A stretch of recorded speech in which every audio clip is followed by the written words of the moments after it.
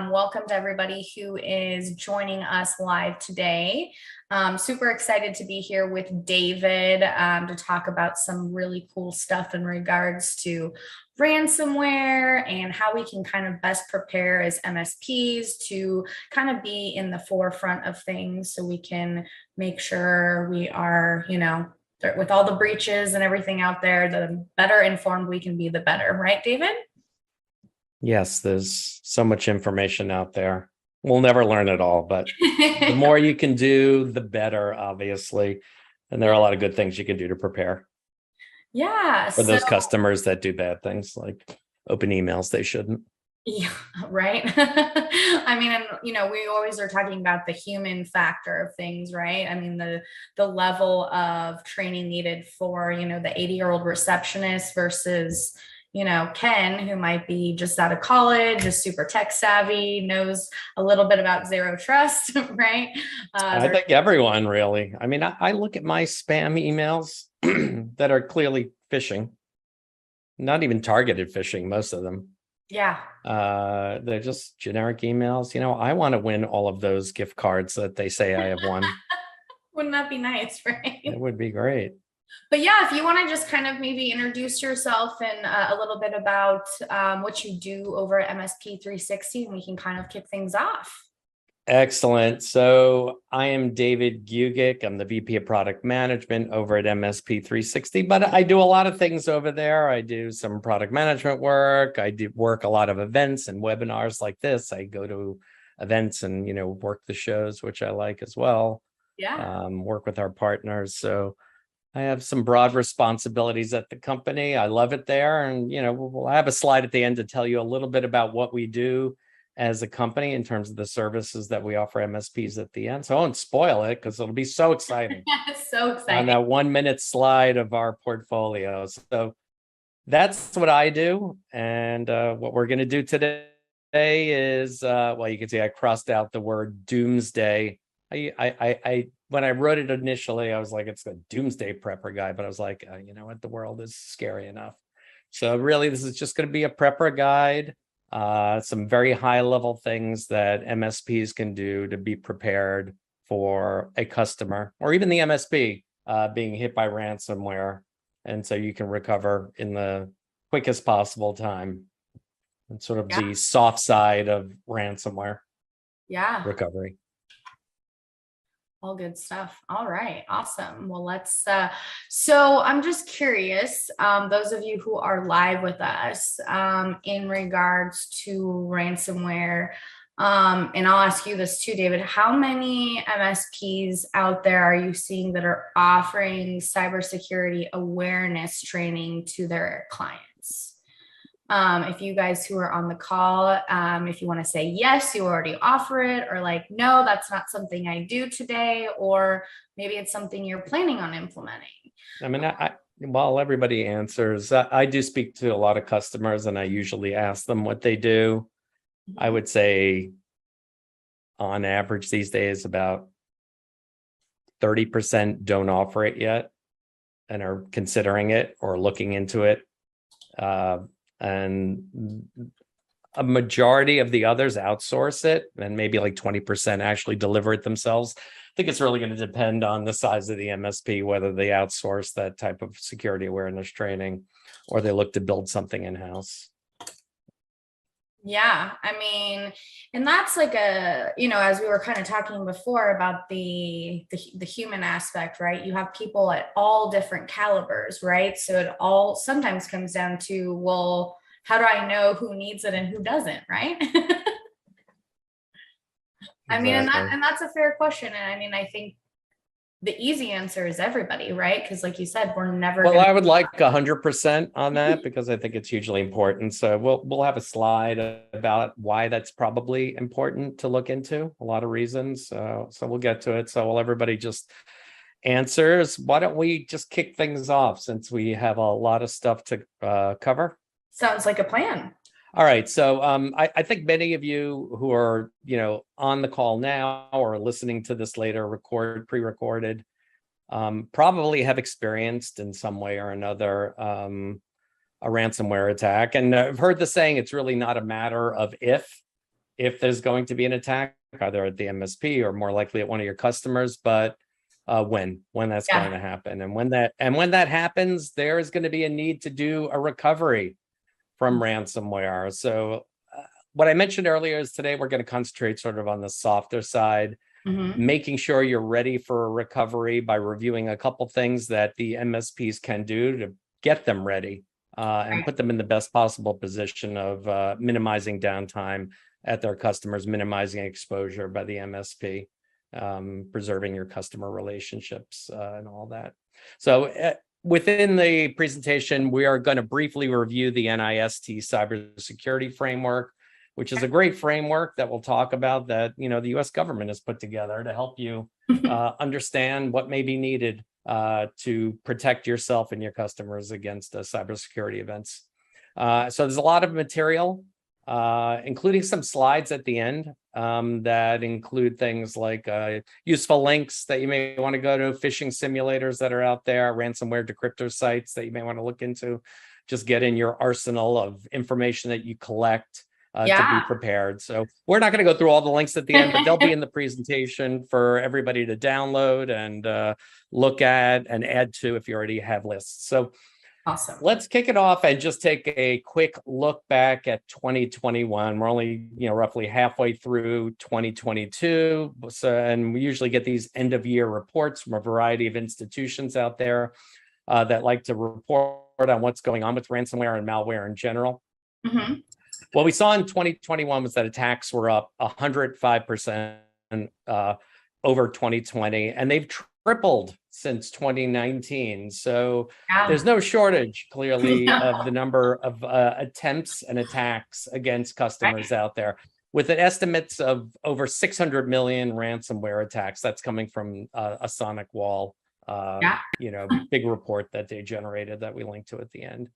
Phishing attacks. This is when somebody sends you a generic email saying, hey, you won $50 at Walgreens. Please click here to claim it. Or maybe things like spear phishing, targeted phishing, where they're saying, hey, Janine, I'm having a lot of trouble logging in and I need your help. Can you, send me a link so I can reset my password, or can you help me out and send me this document? Things that are more targeted to either the businesses, the type of business that they're in, that your customers are in, or maybe targeted to people, are directly linked to later stage ransomware attacks. So we'll talk a little bit about that. So targeted attacks we know are up. It's no longer let's send 100 million emails to everybody, including their grandparents, trying to get them to click on something. Ransomware actors, bad actors out there, are doing things like targeting supply chains. We saw that with Colonial Pipeline, big business. They're targeting, hospitals and infrastructure.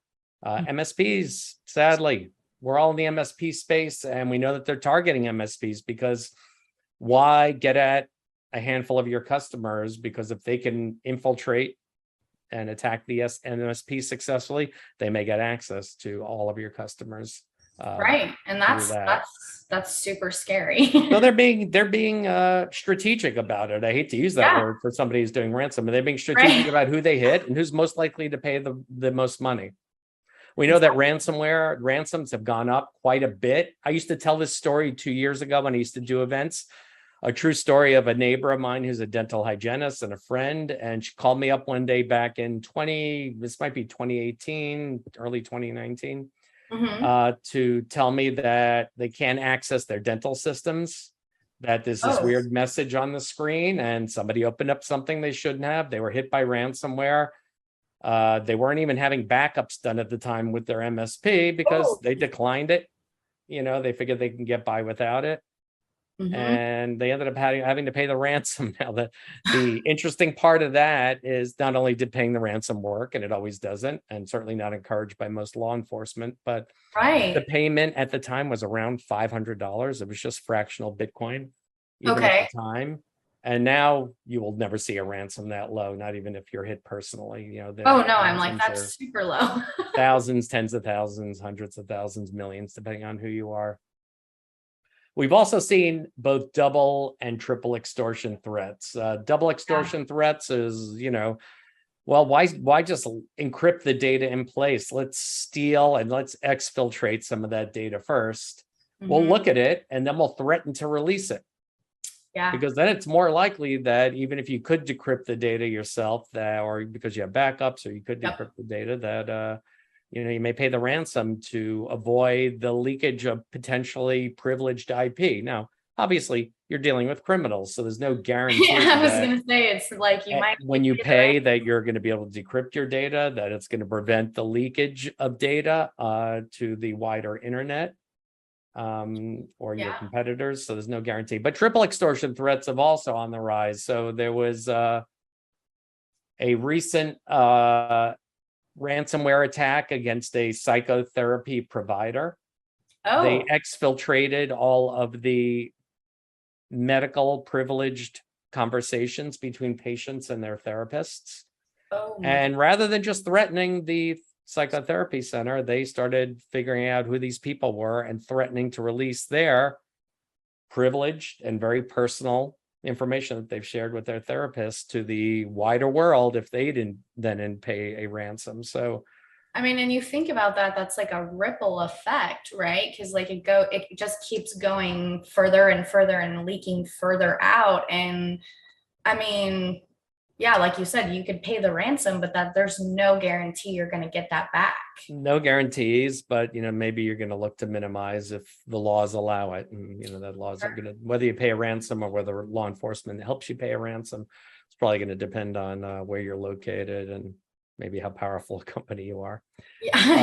Ransomware as a service, what is that? It sounds ridiculous. It's not new. Most of you have probably heard of it.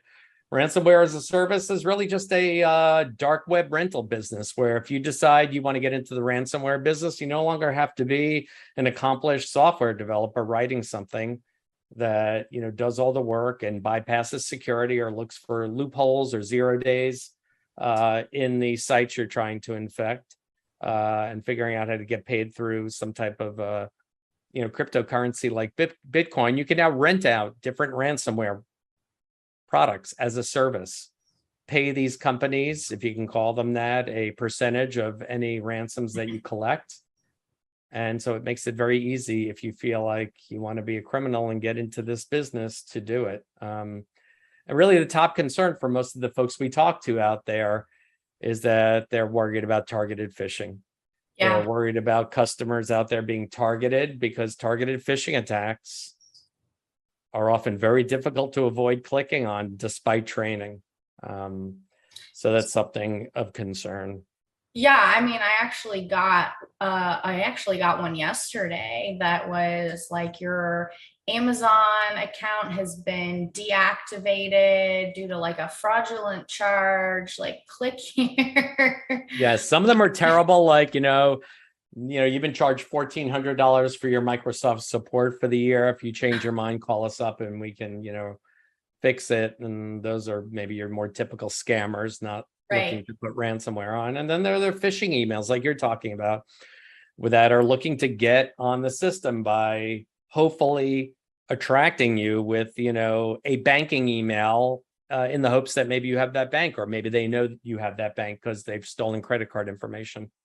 And they know that you have an account or have a credit card account with a certain bank, and then they'll just try to get you to click on a link with a spoof bank website.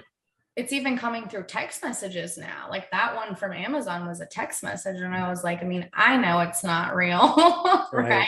Because I've had the awareness training, but like if I think about like my mom, she would have been like, oh my gosh, my Amazon, right? She would have. I know. I always tell my mom, never click on a link in an email. And if somebody's telling you you won something, you didn't. And if they're requesting you to do something and you feel like you need to do it, just go to the website directly and log in. Never click on a link. Exactly. But it's hard. You get so many of them and all it takes is one mistake. So I put up this slide about Conti, who one of the ransomware gangs out there, if you can call them that. I think they've since disbanded in the last few weeks, and now they're the players in Conti have moved on to other ransomware gangs. Just to kind of show just how this was Akamai. They did an analysis of some Conti ransomware about all the things that they do to move around the network and figure out what's going on, to infiltrate. And I think it's important to understand that malware moves through an organization, usually very quietly without alerting anyone. It's not like they're going to start encrypting data right away. They're looking around, they're examining. There may be days or weeks before things get encrypted. And by then, maybe the data has already been exfiltrated. But I show this just because it's fairly sophisticated. As somebody who went to university for engineering, I am intrigued by the techniques that are used. As an end user of Windows primarily, I'm sort of frightened by it at the same time. So I put it up there just to show you kind of like what one ransomware does. It's probably not even that sophisticated in terms of what they do, but they will try every technique out there, including 0 days and known vulnerabilities, to get on your customers' endpoints. Yeah. So I did want to talk a little bit about something that most of you probably know about, because I think it's important. It's a great set of free information that's been created by the US government in the National Institute of Standards and Technology. It's a cybersecurity framework that they've designed for companies to look at. It's voluntary guidance, meaning that you look at this this framework that's broken up into 5 major components that we'll talk about. You decide what's good for you, good for your customers, good for your business, and you take away from it whatever you want. But it's free information, it's readily available, it's good information, it's updated periodically. So I would encourage you just to head over to the links we have later in the webcast and check it out. So it's broken up, and we're going to go through these 5 high levels very quickly. Identify is the first piece. It's really just about identifying critical assets, the stuff that makes the business run, your customers. We're mostly talking about your customers here, but it's really the MSP too. So even if I say your customer, it means the MSP, because you have IT infrastructure as well. I mean, even though you're probably keeping a good eye on it and everybody's well trained, it applies to the MSP as well. So it's really the stuff that makes the business run. It's doing things like maintaining hardware and software inventories, assigning cybersecurity roles so everybody knows how to protect data and systems, that kind of stuff. Then we have the protect piece, which is about maintaining the delivery of services. If you're a dentist, it's about being able to schedule people and get paid by them and do the work. Right. And do the manufacture of, crowns and veneers if they're doing that in-house. Right. It's about setting things up like least privileged access or zero trust if you're able to do that. Difficult, but some companies are able to do zero trust. So the end users out there have the least privileges that they need for accessing information or shares. Not everybody has access to everything.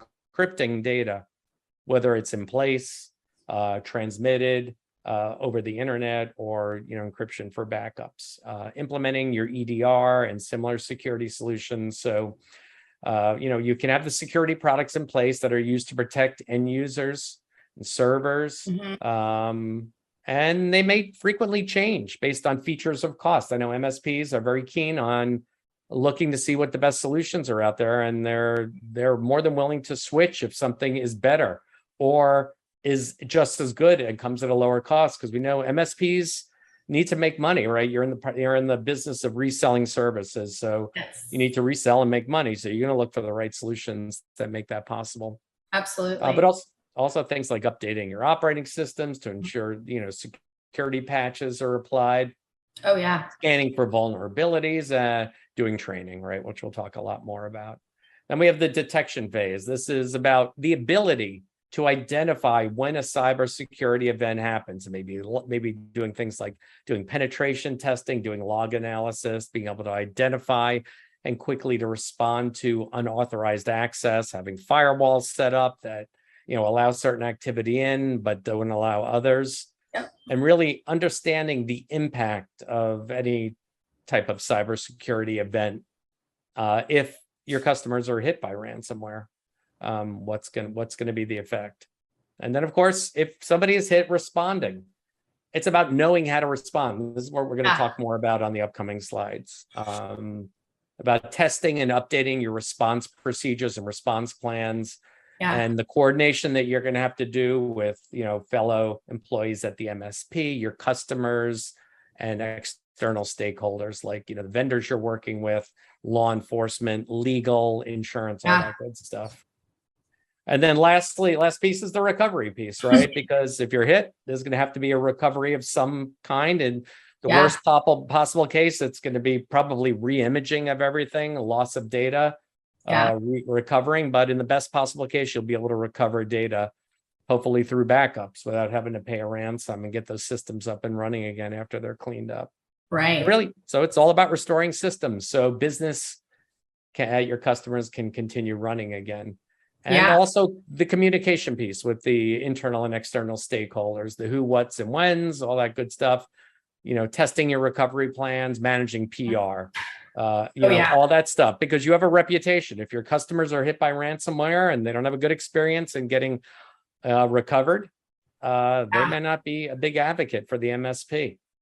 No, that's a huge deal, right? Because it's not a fun conversation you want to be having with your client. It's a strategic conversation you're going to have, but it's always better to have these conversations sooner rather than later. So instead of the oopsie call, it's here's what happened, here's what we had in place, and here's how it happened, right? Yeah, exactly. So if they come to you and start blaming you, which they will because they're paying for services, it's like having, a mechanic under, that you use to manage your cars, and you take it off the lot, and your water pump seizes and your engine is destroyed. Yeah, probably not the mechanic's fault, but you're going to certainly ask them and point the finger. Why did my water pump seize? Why didn't you tell me that might be a problem?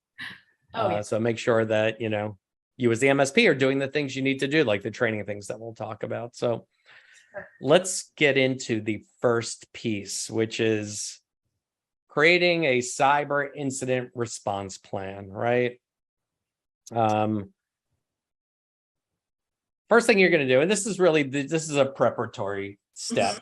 And I'm hoping most MSPs are doing this, but speaking to a lot of MSPs, I know a lot of them have only kind of anecdotally thought about it. And we'll talk more about why this is important. But this is the stuff you're going to do in preparation for a cybersecurity incident. You're going to do this for your MSP in case you're hit. You're going to do this for each and every customer. And there's going to be a lot of overlapping information shared between your customers. But every customer may be a little bit different in terms of their critical assets and, the restore procedures. So the first thing you're going to do is, as an MSP, is create your cyber incident response team, your CERT. These are going to be the key players, along with their roles and responsibilities that will respond to an incident. Now, if you're a small MSP, this just might mean everybody is on board with some type of role, or even multiple roles. If you're a larger MSP, it might be a subset based on who the customer is or their area of expertise, legal versus financial versus, medical or something like that.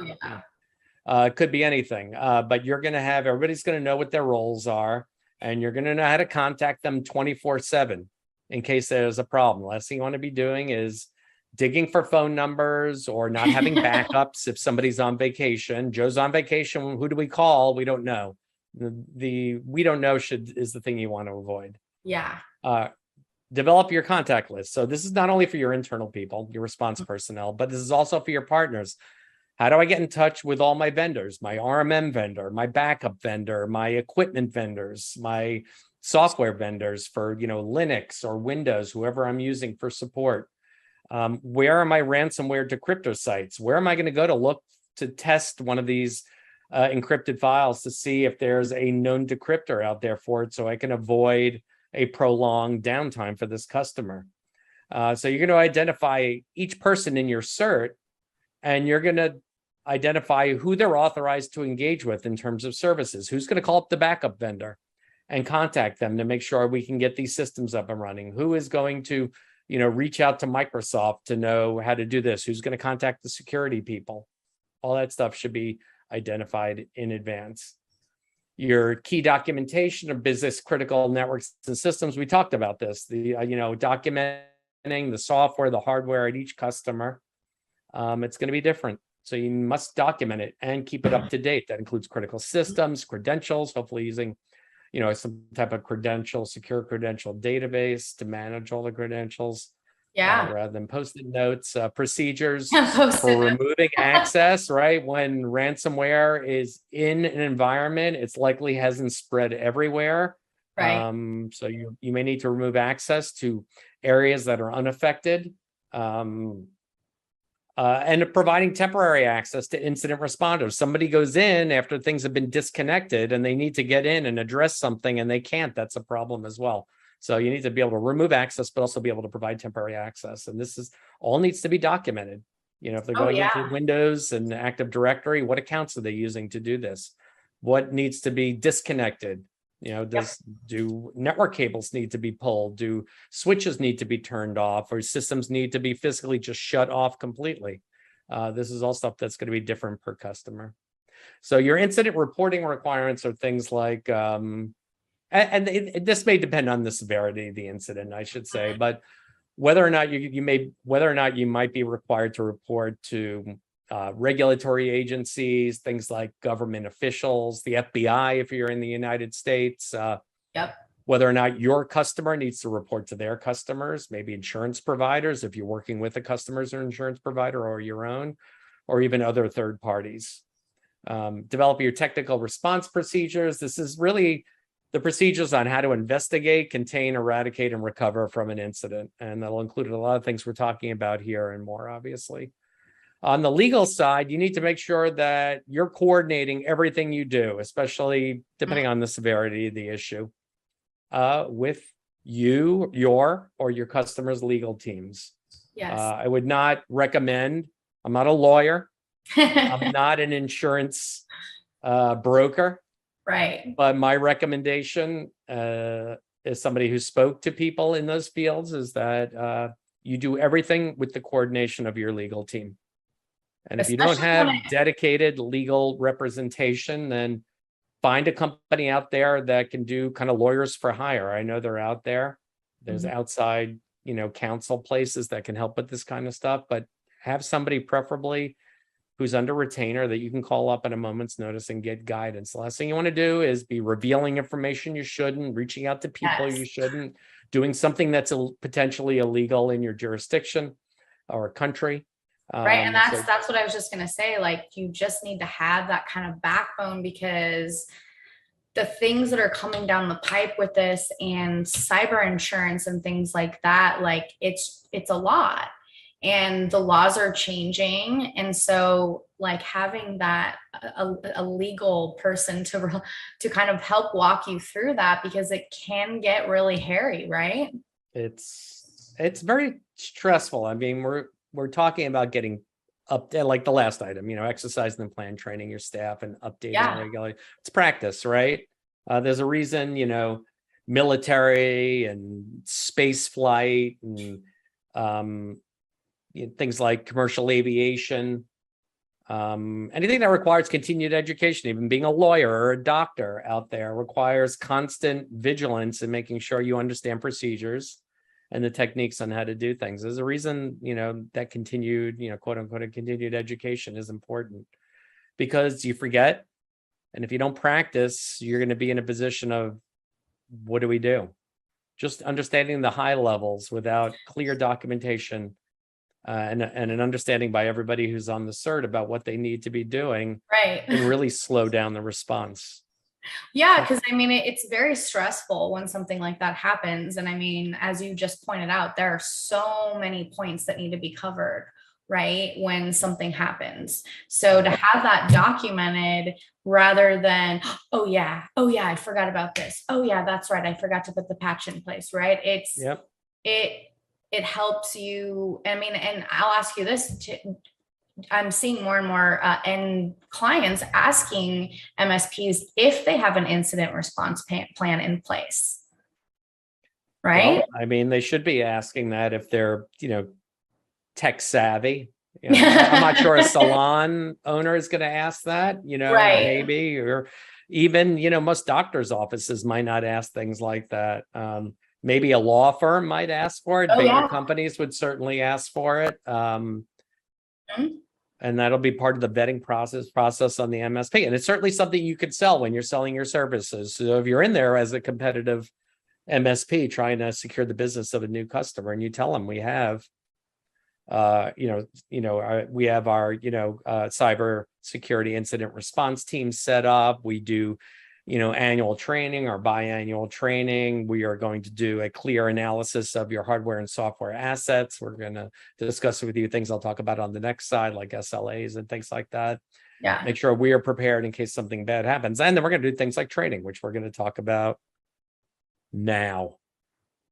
The other thing that's really important for a lot of reasons. This is a big topic, right? Because I mean, it can be daunting, right? And that's where I always like to highlight, you guys do a fantastic job of making the MSPs kind of off, like doing the heavy lifting for them in regards to the cybersecurity training, just because of the amount of things that you guys offer to just make it really easy on them, right? Well, we try to make things easy and secure, but ultimately any end user could do things that are against best practices and standards and mess things up. So, and the customers that MSPs are protecting with their, managed services are often inexperienced. Oh, yeah. Yeah, they don't know, they just want somebody to tell them. There's a reason most of us probably do technical support for, our parents. And if you're lucky enough to still have grandparents around, them as well, and other family members, because it's not the 1990s anymore. No. Where if you got a little DOS virus, generally speaking, it was not that severe. So things have changed. So customer training is hugely important. It's hugely important for a lot of reasons that we're going to talk about. I think maybe the best case for it is that by some estimates, and this one that I put up here, 88%, but I've seen stats all in the 80s from multiple reports. 88% of data breaches are caused by employee mistakes and distractions, often when they're at home, where we know a lot of people are working. Since the coronavirus said, hey, welcome me to your world. Now go home. Right. I mean, and that's like, that's a huge thing, because I mean, everybody used to have, I call it like the office bubble, right? You could go into the office, like everything's secure, everything's hooked up. Sometimes you might have an IT guy on site that's there to just help with the day-to-day monotonous things. But then coronavirus hits, everybody goes home, right? Everybody goes home to these unknown networks that are often unmanaged in some way. I mean, endpoint, the laptop might be managed, but it's not. Right. But the rest of the environment might not be. So some opportunities here for MSPs. Additional revenue stream, right? This is something we think you should be doing, and we'll talk more about it. Well, I'll just mention now, like things like cybersecurity requirements are almost always now, as those policies get rewritten and updated every year, because cybersecurity insurance is very new. If your customers are getting it, it's often going to require that they're trained, maybe even annually in some manner, against, to help them prevent and know what to look for as people try to get on the network and, do spear phishing, and they need the security awareness training. So it's really up to the MSPs to provide it. Yeah.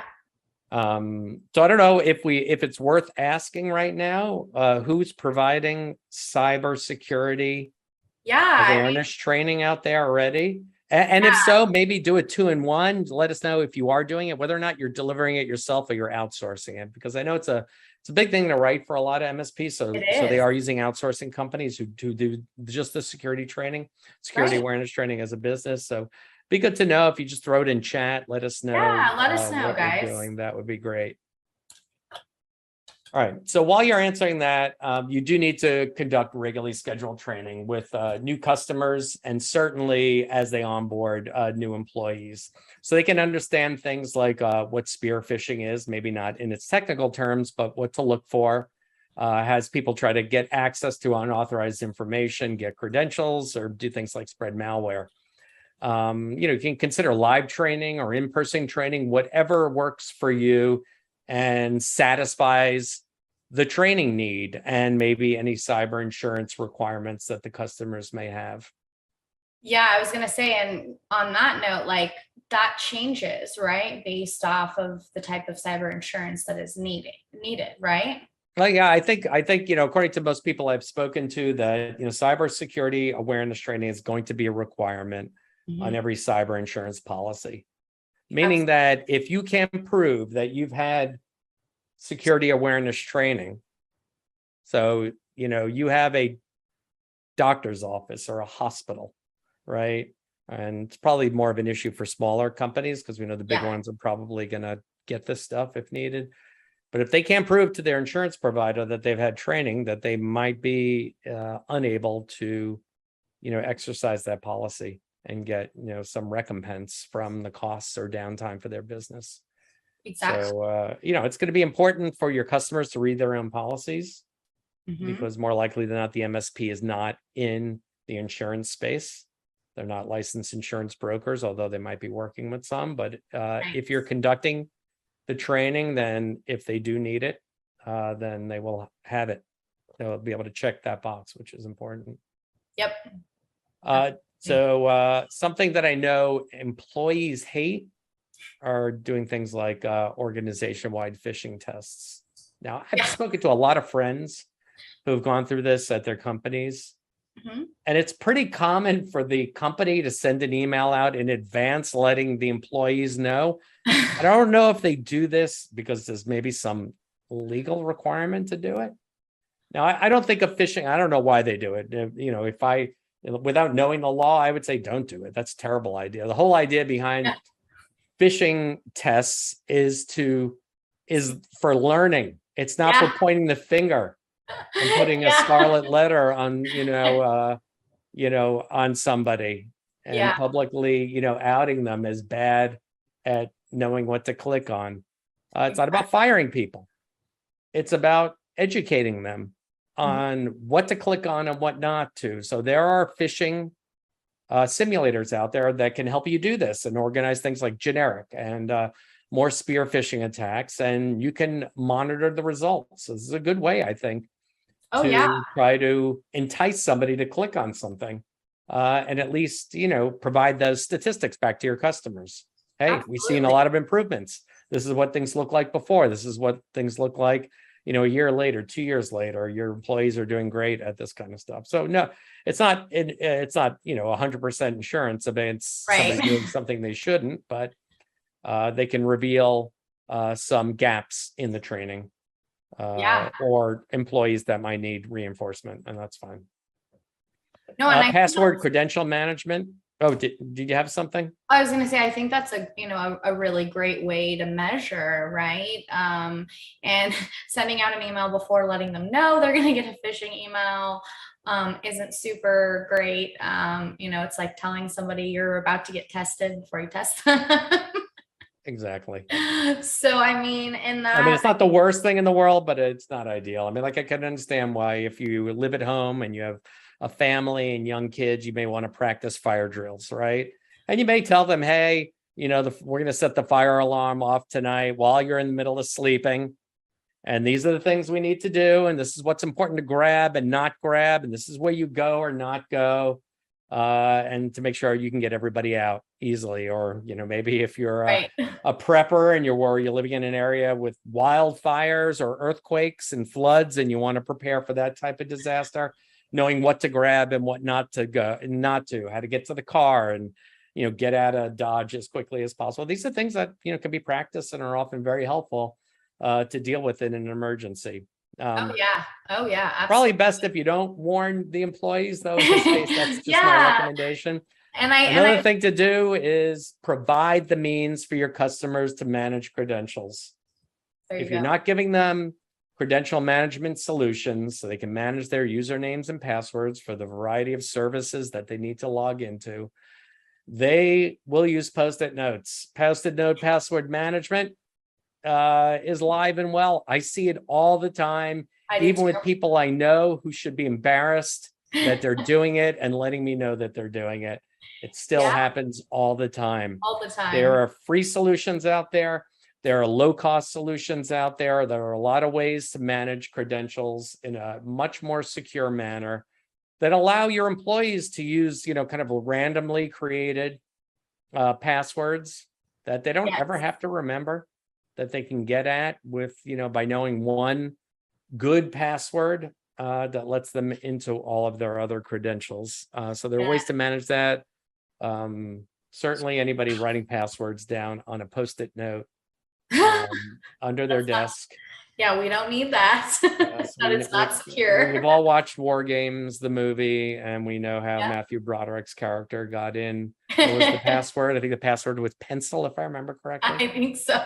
How he got in through the back door, Joshua into the Whopper. It's all, if you're old enough to have seen that movie, great. If you haven't seen it yet, watch it. Yes, still holds up today.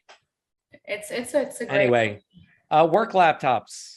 A lot of your customers are going to be given work laptops to work on. Now I'm saying this even though I know it's never going to hold water. And again, I'll use some personal examples when I say work laptops are for work. They're not for personal use. So certainly you're going to want to try to get them to restrict personal use of the laptop. Certainly if they're calling in, they're going to want to the home office. You're going to want them always to use things like VPNs to get in a secure way.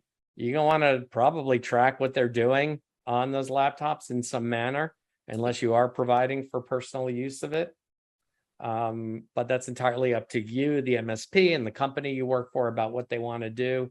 It's not easy to do. I think I know most of my friends out there that have work issued laptops and don't really buy their own computers because they've been with these companies a long time. They just use these work laptops for personal use. I'll get emails all the time about personal stuff from their work email. They use them because they're convenient. They're provided by their companies. They're maintained, and they don't have to worry about it and spend money. Things like home networks, right? Or even the home routers. This is an issue of concern that I hear from MSPs all the time. It's a concern for me. I talk to friends about it. Oh yeah. And how many people out there know somebody that's got, a Linksys router from 2008 that's, using some old standards, but still works fine because it's a workhorse. It's very likely that router is no longer being supported by the vendor. Yep. And I'm not calling Linksys out because they make great right. stuff. No, I'm like, there's a whole vast of them, and I see it too. And when we think about the network at the office, right, we have routers in place that have QoS, traffic shaping, all these things. Like, you still have to have those at home, especially if you have kids, right? They might be right now it's summer break. They might be playing the Xbox or whatever. Still got to have those things in So you may want quality of service set up so you can get the bandwidth you need to conduct your Zoom meetings while you're at work. Yep. But I think for most folks that aren't in rural areas, you probably can get sufficient bandwidth upstream and downstream to do both at the same time. But, making sure things like universal plug and play are off, that they're off and on, making sure the passwords are changed from the default, making sure things like, remote router administration is turned off, that, DNS changes may be needed to using DNS servers that you prefer as an MSP, ensuring the router firmware is updated, and also making sure that if the router is no longer supported, it's really not allowed, right? Making sure they use routers that are supported, because there are vulnerabilities all the time on these Linux-based routers that come out. I see them reported for all the major brands. And then they have to come out with new firmware. And not only does the firmware need to be installed, usually manually by somebody with local administrator privileges into that router, there'll be no firmware to install if if those routers are no longer supported, and that happens all the time. And really, lastly, the important part of training is really, and really home use is being able, where do you report if you have an issue? And what's going to happen when you report, right? If you get a suspicious email or a phone call or some type of activity like a text message, or, somebody appears to be, emailing you internally, asking for stuff that you find a little suspect, who do you notify? And what should you expect as a response? Should it just be, hey, we got it, we're on it, we'll let you know if there's anything you need? Should it be, we've looked at it, we've analyzed it, nothing to worry about it, don't respond to this email, it's clearly an attempt to get information from you, thank you for reporting it. But if they can't report things, right, then what's going to happen? We know users are very good at learning their way around things that annoy them. If they have to look for where to report something to, because they don't know, they probably won't report it. They'll just delete it, right? Or they'll leave it in their inbox, or leave it in the spam folder for it to sit around to maybe clicked on one day. Hopefully not that. Well, I know, how many people do you know that have, 10,000 unread emails in their inbox, in their Gmail account, and they never, they never read everything. They never get rid of old data. So things can stick around a long time. Yeah. All right. So maybe this is a bit of a gratuitous slide. It might seem that way, but it's not, because if you know MSP 360, you know that one of the services we provide is in backup. But obviously backup is hugely important. There was a time back in just a few years ago where not every MSP was able to sell backup services to every customer. Yeah. Some opted out. Maybe they didn't understand the severity of it. Maybe the MSP was, more concerned about losing the customer and not closing this client than, possibly scaring them away by telling them, hey, maybe the MSP was offering backup services that were just maybe too expensive for the customers that they work with. That shouldn't be the case anymore today. That's what we see when we talk to customers, our MSPs that we work with out there. Everybody is getting backup services now. So I think MSPs have found the right fit of services out there that they can provide their customers. So what should you be doing when it comes to backup? Well, 3-2-1 backup. It's an oldie but a goodie, right?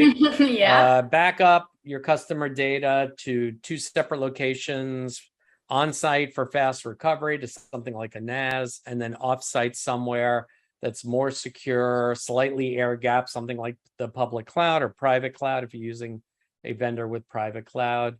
Always encrypted, with the idea that the cloud data is much more difficult to get to, it wouldn't be available like, data over a network. If you're only backing up to one place, it's not ideal. If it's offsite, it's better than if it's only onsite. Onsite data is going to be at risk from malware because it's likely going to be available on the network. If you lose that backup, then you may have lost the live data as well. So you may be in a position where you can't restore. And then you'll have to pay a ransom or deal with a very disgruntled customer and potentially a lawsuit for not doing the minimally required thing that you should have been doing. Right. So my recommendation is, 3-2-1 backups. Consider using things like cloud immutability, object lock, if they're available with the vendors you're working with. This write once, read many option on many public clouds and may be available through your private cloud vendor can lock down the backups by putting a time lock on them, not unlike a vault at a bank that just can't be opened until 7 a.m. on a Monday morning. Right. These object locks prevent anybody who even has access to the bucket from deleting objects and can be an added protection against somebody trying to delete your backup data. Making sure you use the right types of backups and you're meeting your customers' RPOs and RTOs. Your RPO is really your restore point objective. This is a conversation you need to have with every customer about their critical applications and data that you're backing up, and it will determine how frequently you need to back up data. If they tell you we can't afford to lose more than 15 minutes worth of data, you will have to run backups every 15 minutes to ensure that you don't lose more than that. So something like a relational database, they may tell you that as data goes in. For endpoints, they may tell you, every 4 hours is fine or once a day is fine. But this is a conversation you should be having with your customer. They will tell you, it will be documented. It will be, in your agreement with them, so they understand their restore point objectives that they need, and the restore time objectives, their RTOs, are going to tell you how long they can afford to be down. If they tell you, you know what, I can't afford to be down more than 4 hours, otherwise my business will be so negatively impacted, we will have to, we will lose too much money. We will lose, face with our customers. Then you will need to make sure that whatever services you're using to do the backup can restore their data in that amount of time. And that's going to happen through regular tests of your backups and restores to make sure that they're backed up according to these SLAs, but also you can meet the SLAs on restore. You won't know until you do it. Yeah. Also documenting how to restore key systems. This is all the stuff we talked about earlier, so I don't think it's worth going into again, but every customer is going to be slightly different. Right. But one thing I will say is that a lot of the data will be carried over. If you're going to rely on vendor documentation, you're going to hit up MSP 360 help file in order to restore an image to a system at the time that your customer is suffering a ransomware attack. You will not be happy. Our documentation, while great, I think is written in our voice, right? We write it in a way that makes sense to us. It may not make perfect sense to you. I recommend you read the documentation, you learn the procedures, and you rewrite everything according to how you need to do it as an MSP. And as new features come out with the vendors you're working with, you update those procedures. That way you're working with your documentation, documentation that you've written yourself, that you've practiced and works. And then lastly, use more than one backup solution. So if you have a need for one customer to meet certain types of SLAs that others don't need, and one solution is more expensive than another, consider using more than one solution. And most of our customers these days do. Yeah. All right. So since I'm running low on time, I'm just gonna leave this slide here as a very high level of things that you may want to do if somebody's hit by ransomware, over and above kind of what we talked about, identifying the affected endpoints, backing up affected systems to avoid removing evidence. You may need evidence, so you may need to back up a system that's already been hit by ransomware, so you have an image of it for the purposes of forensic analysis, or maybe offline analysis by somebody you're using to help you with the recovery. Doing things like identifying compromised accounts, turning off infected machines, identifying the ransomware family, improving your security and training, restoring your data, and then performing your root cause analysis. Your postmortem, right? What did we learn here? What happened? What can we do better next time? It's always going to be an iterative process. I would not expect to get everything perfect the first time it happens. You might get close. You might even hit it perfectly. And I would pat yourself on the back if you do. So a little bit about MSP 360, just a very quick slide. We are in the business of providing services to MSPs. MSPs have been our customer for a long time. We built all these services in-house. So we have our managed backup solution that many of you are probably familiar with, our new RMM solution and Connect solutions, which came out last year. This Connect is our remote desktop solution. The value we provide is that we can back up all of your customers, Windows, Linux, and Mac OS endpoints and servers with file folder, image-based backup. We do host level backups for virtual environments, as well as Microsoft 365 and Google Workspace, hosted applications. One of the value we provide the MSPs is that rather than providing expensive cloud storage, we integrate with all the public cloud storage vendors. You can see the main ones listed there at the bottom. And we allow you to buy storage directly from them or through our unified billing option, where we can resell you S3, Amazon S3, or Wasabi storage at exactly the price you would pay for it from those cloud storage vendors. So you can get a unified bill from us. So you're paying the lowest possible price for licenses. Our licenses start at only $5 a month for desktops and come down with this after discounting. You pay the cloud storage providers directly or through us. So you're paying the lowest possible price for cloud storage. You get the benefits of protecting your customers with, local backups to a NAS if you needed, and then cloud backups as well, while maximizing your profit margins. Our RMM and Connect products are available with unlimited endpoints per admin, per technician, if you want to call it that way, So $60 a month for RMM gives you access to unlimited endpoints for the RMM, as well as Connect, because it does come with the Connect product. If you're just looking for a Connect remote desktop solution, because you have an RMM that you're already happy with, that solution's available, I believe, for $35 a month. That's also unlimited endpoints, allows you to connect for help desk or unattended access for remote administration from Windows, Mac, OS, iOS, or Android to remote Windows systems. And we're going to be adding the ability to connect to remote Mac systems later this year. So that's MSP 360 in a nutshell. Obviously, there's a lot of useful links I threatened at the beginning, and here they are. Useful links to the U.S. Cybersecurity Infrastructure Security Agency, the NIST, NIST Ransomware Tips and Tactics website, the small business corner that they have set up with planners and workbooks for small businesses, enterprise patch management planning if you need that, a great PDF on public power cyber incidents response. You may not be representing or protecting a power company, but there's a lot of great information in that PDF, which is why I put it there, as well as that Sonic Wall report I mentioned at the beginning, if you want to read more about what they found in their annual survey. A lot of phishing simulators out there. I know Microsoft is introducing one with Microsoft 365. There's maybe others out there. Some may be free, some might be open source, some might be more user-friendly. This is by no means a comprehensive list. These are kind of 4 that I noted. So check them out if you want, or use one and share with your fellow MSPs what you're using that you like. Ransomware decryptor sites. A lot of security companies have decryptor sites. There's also ones that are dedicated, like ID Ransomware, nomoreRansomware.org, as well as, security sites from, MCSoft, Avast, McAfee, Bitdefender, and a lot of others out there that will help you identify ransomware families and may provide some decryption tools. So check them out, make a note of them, see which ones you like, and put them in your arsenal of where to go if something happens to one of your customers. Yeah, definitely. So 2 minutes left. That's all I have. I can't believe we finished 2 minutes so already. Good on that. You did so good.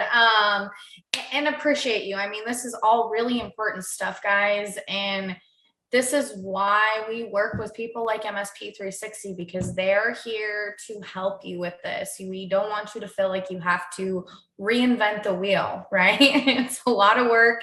They've got a great wheel in place that you guys can use. We have many wheels in place. You have many wheels. And you guys also have the experience and the background and the cadence to be able to handle different levels of incidents, right? Because like we've said, none of them are going to be the same, right? You can't replicate most of them.